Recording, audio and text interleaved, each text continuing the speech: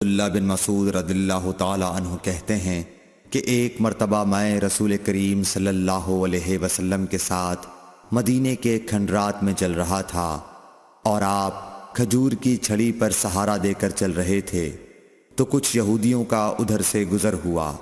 ان میں سے ایک نے دوسرے سے کہا کہ آپ سے روح کے بارے میں کچھ پوچھو۔ ان میں سے کسی نے کہا مت پوچھو، ایسا نہ ہو کہ وہ کوئی ایسی بات کہہ دیں جو تمہیں ناگوار ہو۔ مگر ان میں سے بعض نے کہا کہ ہم ضرور پوچھیں گے۔ پھر ایک شخص نے کھڑے ہو کر کہا اے ابو القاسم، روح کیا چیز ہے؟ آپ نے خاموشی اختیار فرمائی۔ میں نے دل میں کہا کہ آپ پر وحی آ رہی ہے، اس لیے میں کھڑا ہو گیا۔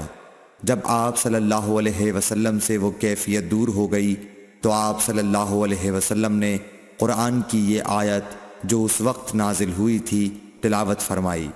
اے نبی، تم سے یہ لوگ روح کے بارے میں پوچھ رہے ہیں، کہہ دو کہ روح میرے رب کے حکم سے ہے، اور تمہیں علم کا بہت تھوڑا حصہ دیا گیا ہے، اس لیے تم روح کی حقیقت نہیں سمجھ سکتے۔